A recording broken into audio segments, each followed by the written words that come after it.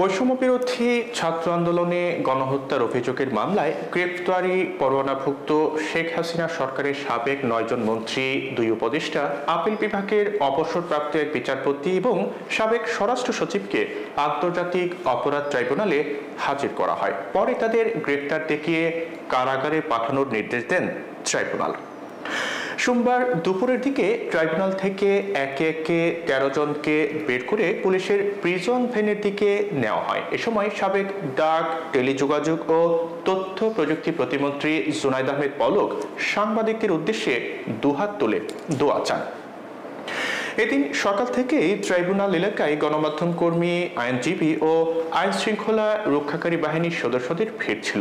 বিগত সরকারের আমলে দায়িত্ব পালন করা ৯ মন্ত্রী, বিচারক, সচিব সহ ১৩ জনকে হাজির করা হয়েছিল।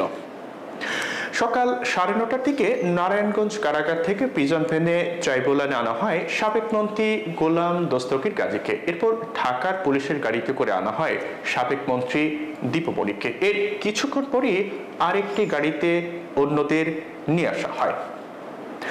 তাদের মধ্যে ছিলেন আওয়ামী লীগ সরকারের সাবেক আইনমন্ত্রী আনিসুল হক, শাহজাহান খান, ফারুক খান, কামাল আহমেদ মজুমদার, হাসানুল হক ইনু, রাশেদ খান মেনন, জুনাইদ আহমেদ পলক, সাবেক প্রধানমন্ত্রীর উপদেষ্টা সালমান ফজলুর রহমান ও তৌহিদ ইলাহি, সাবেক স্বরাষ্ট্র সচিব জাহাঙ্গীর আলম ও সুপ্রিম কোর্টের আপিল বিভাগের অবসরপ্রাপ্ত বিচারপতি শামসুদ্দিন চৌধুরী মানিক।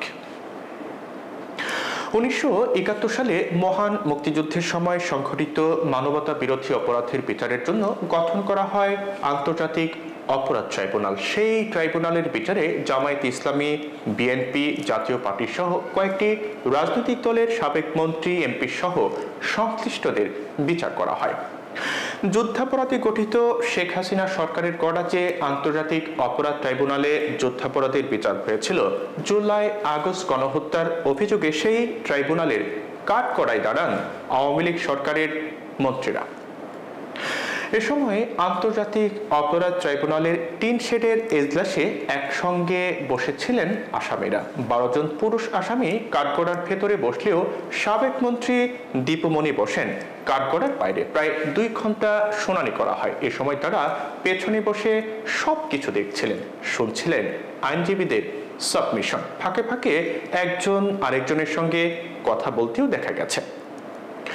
পরে এই মামলার পরবর্তী শুনানির জন্য আগামী ১৭ ডিসেম্বর দিন নির্ধারণ করা হয়। অর্থাৎ ওই দিন এই মামলার তদন্ত প্রতিবেদন জমা দেওয়ার দিন ঠিক করা হবে।